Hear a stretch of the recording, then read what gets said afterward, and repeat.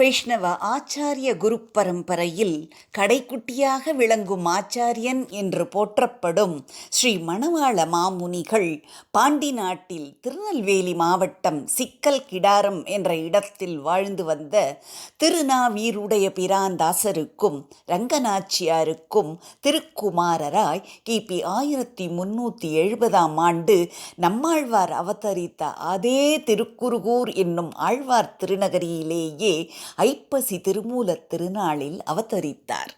உபதேச ரத்தினமாலை என்ற பொக்கிஷத்தை நமக்கு அருளிச் செய்த மாமுனிகளின் திருநட்சத்திரம் இன்று.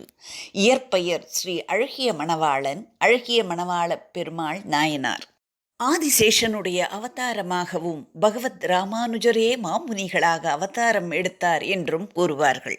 தன்னுடைய தாய் மாமாவுடைய இல்லத்தில் வேத பாடங்கள் படித்து வந்த அதே காலத்தில் ஆழ்வார் திருநகரியில் ஸ்ரீ திருவாய்மொழி பிள்ளை எம்பெருமானார் தரிசனம் என்ற ஸ்ரீ வைஷ்ணவ சம்பிரதாயத்தை பிரகாசிக்கச் செய்ய ஒருவரை தேடிக்கொண்டிருந்தார்.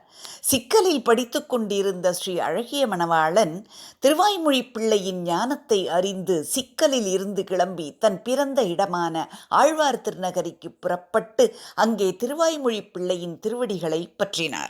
திருவாய்மொழி பிள்ளை பெயருக்கு ஏற்றாற்போல் திருவாய்மொழியில் மிகுந்த பற்று கொண்டவர். இவர்தான் மணவாள மாமுனிக்கு எல்லா விசேஷ அர்த்தங்களையும் உபதேசம் செய்தவர். மாமுனியின் வாழ்க்கை வரலாற்றில் பல சுவாரஸ்யமான சம்பவங்கள் உண்டு. முதலில் எப்படி சந்நியாசம் மேற்கொண்டார் என்று பார்ப்போம். To watch more videos, please press the subscribe button and the bell icon. ஒரு காலகட்டத்தில் இவரும் உடையவர் போல் ஸ்ரீரங்கத்தில் நித்தியவாசமாய் பெரிய பெருமாளுக்கு கைங்கரியம் செய்து கொண்டு இருந்தார். மணவாள மாமுனிகளின் குடும்பம் மிகவும் பெரியது. அடிக்கடி யாராவது பரமபதம் அடைவதால் கோயிலினுள் செல்ல முடியாதபடி தீட்டு ஏற்பட்டு விட்டது. இவர் கைங்கரியத்திற்கு இந்த தீட்டினால் தடை ஏற்பட்டதால் அவர் சந்நியாசம் மேற்கொண்டார். அரங்கனின் கைங்கரியத்திற்காக. தன் ஆச்சாரியன் திருவாய்மொழி பிள்ளையிடம் செய்து கொடுத்த சத்தியத்தின்படி தன் வாழ்நாளில் 4000 திவ்ய பிரபந்தத்தை பிரச்சாரம் செய்வதையே குறிக்கோளாக ஏற்றுக்கொண்டார் மாமுனிகள். வியாக்கியான சக்கரவர்த்தி என்று போற்றப்படும் பெரியவாச்சான் பிள்ளை 4000த்திற்கும் உரை எழுதியவர்.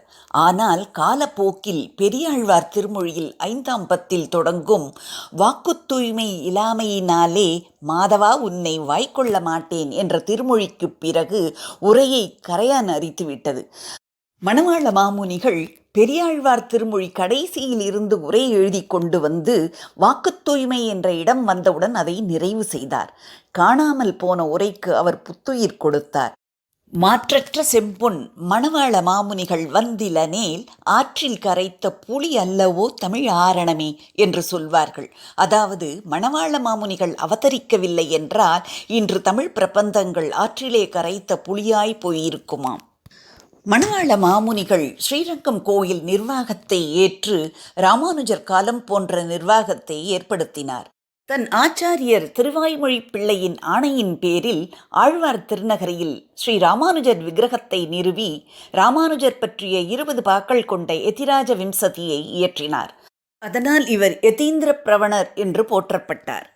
அழகான தமிழில் எல்லோருக்கும் புரியும்படி அழகாக விரிவுரைக்கும் வல்லமை பெற்றவர்.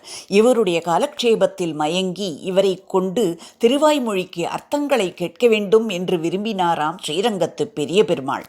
அவரை அழைத்து ஒரு ஆண்டு தன்னுடைய உற்சவங்களை எல்லாம் நிறுத்தி நம்பெருமாள் பகவத் விஷயத்தை தனக்கும் விரித்துரைக்க நியமித்தார். மணவாள மாமுனிகளும் அதை செவ்வனே செய்து முடித்தார்.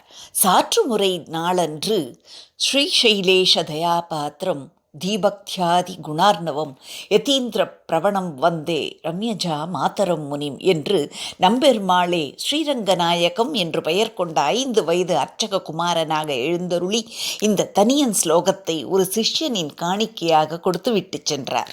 தனியன் என்பது ஆழ்வார்கள் ஆச்சாரியர்களை போற்றி சீடர்கள் இயற்றி பாடும் சோஸ்திரம். இதனாலேயே ஸ்ரீரங்கம் நம்பெருமாளுக்கே இவர் ஆச்சாரியனாக இன்றும் கொண்டாடுகிறார்கள். இந்த தனியனே கோயில்களிலும் கோஷ்டிகளிலும் சேவிக்கப்படுகின்றது. மணவாள மாமுனிகள் எங்கே எழுந்தருளியிருந்தாலும் ஆதிசேஷனில் இருப்பதை காணலாம். அவருக்கு அந்த சேஷ பீடத்தை அருளியவரும் நம்பெருமாளே. மாமுனிகள் எம்பெருமானாரை போற்றி யதிராஜ விம்சதி என்கிற வடமொழி நூலை எழுதியுள்ளார். திருவாய்மொழியின் சாரத்தை சொல்லும் திருவாய்மொழி நூற்றந்தாதி, பிள்ளை லோகாச்சாரியாரின் ஸ்ரீவச்சன பூஷணம், ராமானுஜ நூற்றந்தாதி ஆகியவைகளுக்கு உரை மற்றும் ஆச்சாரிய ஹிருதயம் என்ற பல நூல்களை இயற்றியுள்ளார். ஆச்சாரியர்களுடைய உரைகளும் கருத்துக்களும் நமக்கு விட்டுச் சென்ற பெரிய சொத்துக்கள். ஸ்ரீ ராமானுஜரின் ஆயுட்காலம் 200 ஆண்டுகளாம். ஆனால் அவர் 120வது வயதில் வைகுந்தம் சென்றதால் மீதமுள்ள 80 ஆண்டுகள் மணவாள மாமுனிகள் ஆதிசேஷனுடைய அவதாரமாகவும் பகவத் ராமானுஜரே மாமுனிகளாக அவதாரம் எடுத்ததாகவும் பூர்வர்களின் வாக்கு. ஒவ்வொரு ஐப்பசி மாதத்தில் எந்த தேதியில் மணவாள மாமுனிகளின் திருநட்சத்திரம் வருகிறதோ அடுத்த சித்திரை மாதத்தில் அதே தேதியில் ஸ்ரீ ராமானுஜருடைய அவதார திருநட்சத்திரம் திருவாதிரை வருமாம். அதே போல மாமுனிகளின் உற்சவம் ஆரம்பித்தால் மழையும் உடன் வருமாம். அதனால் மணவாள மாமுனிகளின் உற்சவத்தை மழைச்சாமி உற்சவம் என்றும் கூறுவார்கள். ஸ்ரீ மணவாள மாமுனிகள் தன் ஆச்சாரியர் திருவடியை அடைந்த நாள் மாசி மாதம் கிருஷ்ணபக்ஷ துவாதசி, திருவோணம், ஞாயிற்றுக்கிழமை. ஒவ்வொரு ஆண்டும் இந்நாளை மணவாள மாமுனிகளின் திரு அத்தியன உற்சவமாக தெற்கு உத்தர வீதியில் உள்ள ஸ்ரீ மணவாள மாமுனிகள் சன்னதியில் நடைபெறுகிறது. தந்தைக்கு எப்படி ஒரு மகன் காரியங்களை செய்வாரோ அதே போல ஒரு ஆச்சாரியனுக்கு சிஷ்யன் செய்ய வேண்டும். பஞ்சசம்ஸ்காரம் செய்த ஆச்சாரியன் பரமபதித்தால் அந்த சிஷ்யனுக்கு தீட்டும் உண்டு. சுவாமி மணவாள மாமுனிக்கு சிஷ்யன் நம்பெருமாள் அல்லவா? ஆதலால் அவர் பரமபதித்த நாள் முதலில் இருந்தே இன்று வரை நம்பெருமாளே இந்த கைங்கரியத்தை நடத்தி வருகிறார். நம்பெருமாள் பிரசாதங்களை கொடுத்து மரியாதை செய்கிறார். மணவாள மாமுனிகளின் திருவடி நிலைகள், அதாவது திருப்பாதுகைகள், ஸ்ரீரங்கத்தில் தெற்கு உத்தர வீதியில் உள்ள மணவாள மாமுனிகளின் மடத்தில் இன்றும் உள்ளது. அடியார்கள் வாழ, அரங்க நகர் வாழ, சடகோப்பன் தன் தமிழ் நூல் வாழ, கடல் சூழ்ந்த மண்ணுலகம் வாழ, மணவாள மாமுனியே இன்னும் ஒரு நூற்றாண்டிரும்.